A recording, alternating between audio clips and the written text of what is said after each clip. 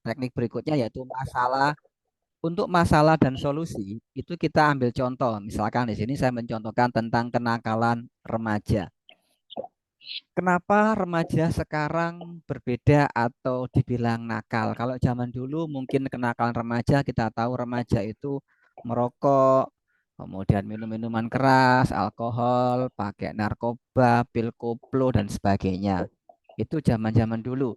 Zaman sekarang itu masih ada kenakalan remaja seperti itu. Sekarang ditambah dengan kecanduan gadget, kecanduan game online. Jadi, nah, apa yang terjadi ketika remaja itu kecanduan HP, game online? Kalau tidak dikendalikan dengan baik, ada remaja-remaja itu yang melakukan tindak kejahatan, mencuri uang, bisa mencuri uang orang tuanya yang di rumah untuk apa? Untuk top up saldo, beli paket, top up merchant dan sebagainya. Dan itu sangat meresahkan gitu loh. Dan ketika remaja sudah kecanduan game online, semangat belajarnya menjadi turun. Ketika belajarnya turun, apa yang terjadi? Hidupnya tidak ada masa depan dalam artian dia lebih asik menikmati dunia game online tadi. Lalu bagaimana solusinya?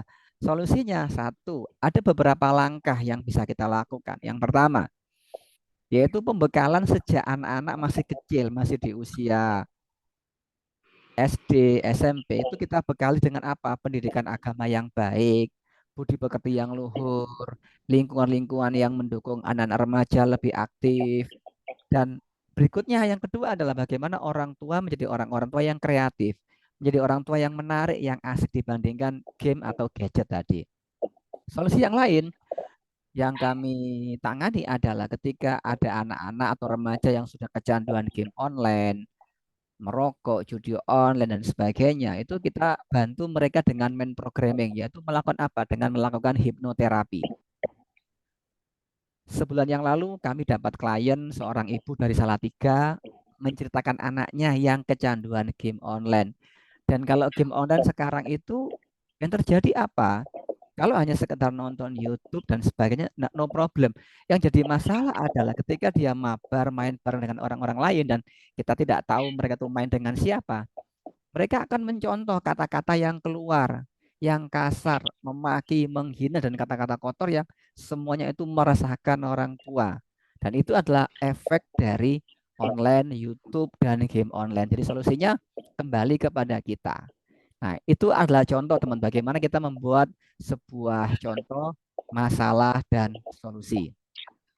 Next yaitu 5W dan 2H. 5W ini apa? Ada what, when, where, why, who, how much. Nah, yuk kita mulai sekarang. Sebagai contoh lah. Nah, kita diskusi ya. Teman-teman saya akan bertanya, menurut Bu Nurul, kita ambil topik tentang cinta. W yang pertama, what? Menurut Bu Nurul, cinta itu apa, Bu Nurul? Cinta itu kasih sayang, Pak. Kasih Saling sayang. antara satu dan lain. Oke, kasih sayang satu dan yang lain. Mas Rehan, cinta itu apa, Mas? Cinta itu cintailah karena Allah sehingga Allah meridhoi hambanya untuk supaya rumah tangganya itu tidak hancur, Pak. Oke, very good. Nah, jadi jawaban kita akan berbeda-beda tergantung dari persepsi dan pemahaman masing-masing orang. Nah, kalau saya menyebutkan bahwa saya mengenal cinta itu sejak SD, bahkan saya udah kenal apa itu cinta. Bahkan saya pernah tahu dulu namanya matematika cinta, logika cinta seperti ini. Cinta itu murni.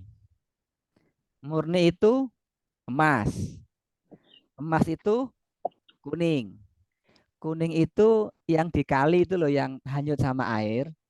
Jadi cinta Oh, itu adalah TAI. Betul teman-teman? tahu. Nah, ini adalah cara bagaimana kita membuat sebuah logika yang kesannya itu serius tapi itu humor gitu loh. Nah, di sini tinggal kita reframing. Nah, betul seperti yang disampaikan oleh Mas Rehan tadi. Nah, maka saya akan menggunakan kalimat dari Mas Rehan. Ketika Anda mencintai apa yang pantas dicintai dan mencintai karena yang pantas karena Allah, maka nilai cinta Anda benar-benar murni semurni emas 24 karat. Itu cinta yang tepat. Nah, seperti itu.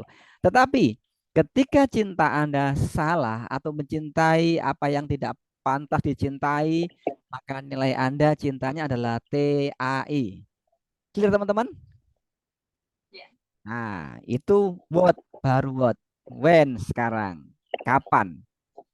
Kapan pertama kali Bu Nurul ketemu dengan cintanya, Bu Nurul? Kapan Bu Nurul? Berapa tahun yang lalu, tahun berapa Bu Nurul? Seseorang apa Pak? Boleh seseorang, boleh suami, Tahun 2000 berapa ya? 4. oke, tahun 2004. Mas Rehan, kapan Mas Rehan ketemu cinta pertama kalinya Mas Rehan? Waktu waktu MTS 2014 2015 Pak. Oke, jadi setiap orang punya tahun-tahun tertentu. What, when, where. Nah, sekarang where, lokasi atau di mana? Di mana ketemu pertama kali Bu Nurul?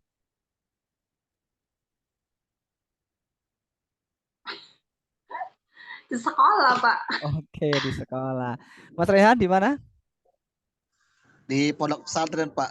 Waduh, di pondok pesantren. Nah, jadi saya juga ketemunya di mana? Di sekolah juga. Oke. What, when, where, why. Nah, why ini kenapa?